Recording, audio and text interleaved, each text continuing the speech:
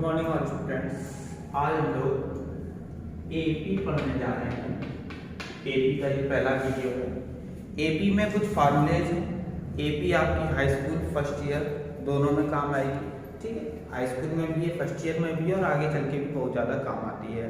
यानी कि competition level पे भी आप पहुँचते हैं, किसी भी कोई भी कॉम्पिटिशन का एग्ज़ाम देते हैं तो उसमें भी एपी पूछी जाती है। तो इसलिए आज हम लोग नया टॉपिक लेकर आए हैं एपी। एपी में है क्या, कुछ फार्मूलों की हमें जरूरत पड़ती है। सबसे पहले जो नॉर्मल फार्मूला है वो A N is equal to A plus N minus one into D. एक फार्मूला है हमारे पास, A N is equal to A plus N minus one into D. इसी को हम लोग एल भी बोलते हैं, यानी कि जो हमारा ए एन है वो हमारा क्या है, जो ए एन है उसको हम लोग nth टर्म से के नाम से जानते हैं, और जो एल है वो लास्ट टर्म, कभी कभी लास्ट टर्म कह देता है, कभी कभी nth टर्म कह देता है। तो इसका मतलब है कि हमारा ए एन nth टर्म है, एल हमारा लास्ट टर्म है, ए जो है वो हमारा क्या है, फर्स्ट टर्म, एन जो है नंबर ऑफ टर्म, डी क्या है, कॉमन डिफरेंस। अगर हिंदी में समझें तो जो ए एन है वो nवां पद है या लास्ट अंतिम पद है, ए जो हमारे पास है वो प्रथम पद है, एन जो है वो पदों की संख्या है, और डी हमारे पास सारवांतर है। उसके बाद एक और फार्मूला हमारे पास आता है एस एन का। एस एन होता है सम ऑफ टर्म या पदों का योग। उसके लिए फार्मूला होता है N upon two, two A plus N minus one into में डी। या फिर इसी को कह सकते हैं S N is equal to N upon two A plus A N. ये भी हमारे पास क्या है, एक फार्मूला है। अब ध्यान देंगे किसको क्या कहते हैं। हमने कहा एल जो होगा उसको लास्ट टर्म, उसको क्या कहेंगे, लास्ट टर्म या फिर अंतिम पद, ठीक। ए एन जो होगा, ए एन को हम लोग क्या कहेंगे, nth टर्म, क्या बोलेंगे, nth टर्म या फिर nवां पद, क्या बोलेंगे, nवां पद। जो n होगा वो क्या होगा, नंबर ऑफ टर्म, जिसको हम लोग क्या बोलेंगे, पदों की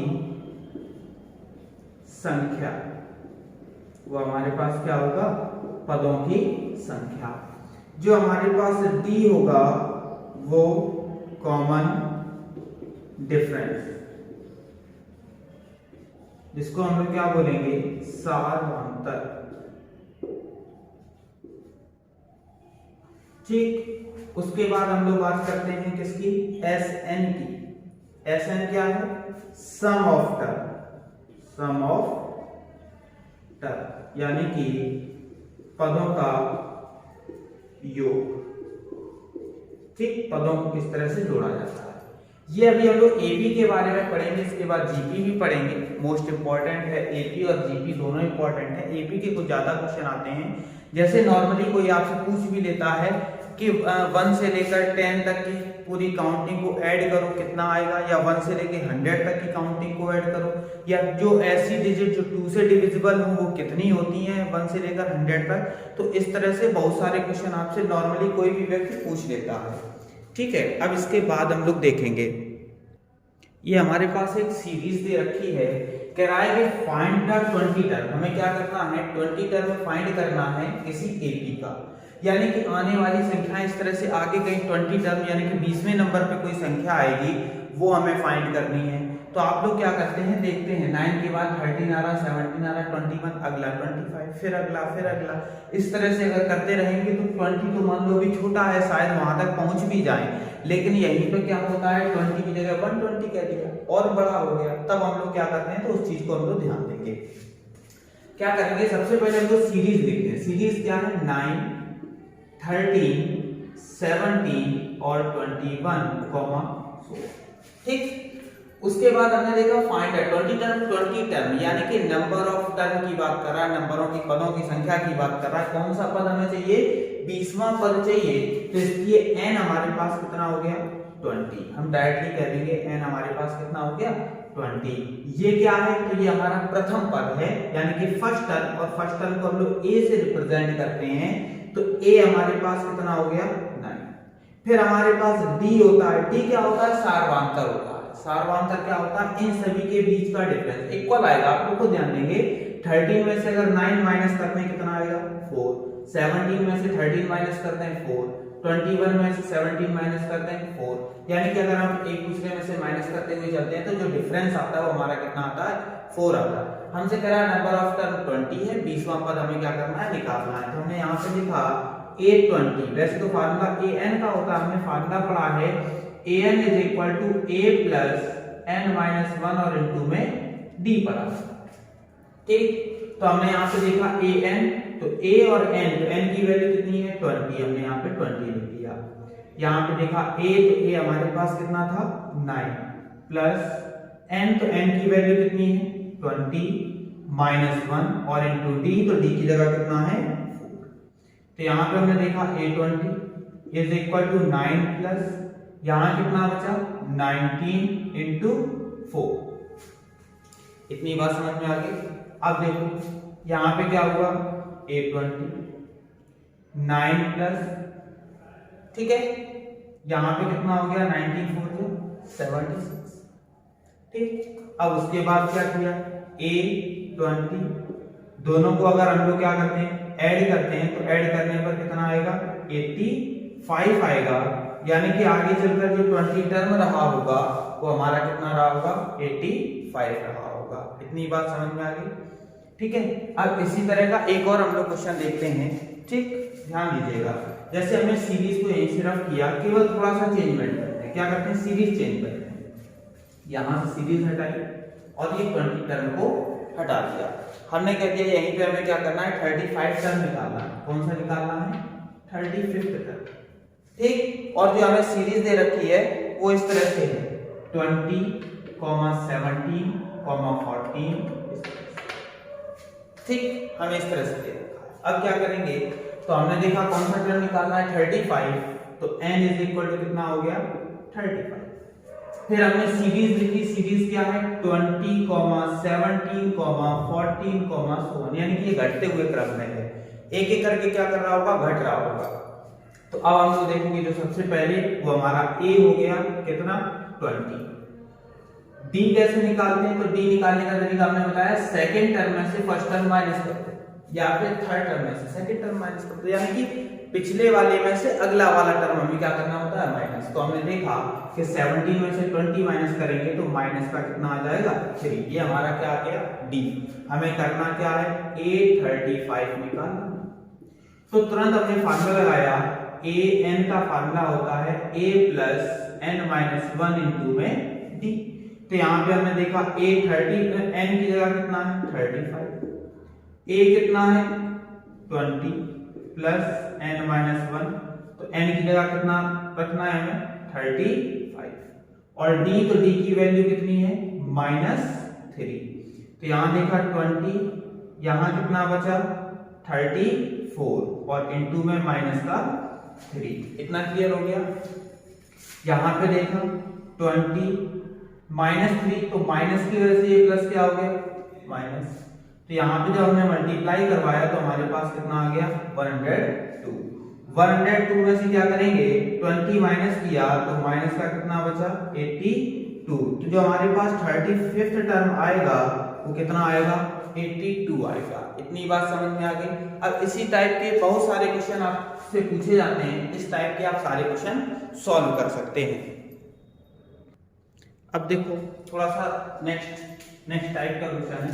कह रहा है which term of an AP, यानी कि कौन सा पद क्या होगा इस सीरीज में 88 पर आएगा। यानी कि इस तरह से हम काउंट करते चले, 3 है, फिर 8 है, फिर 13 है, फिर कितना हो गया?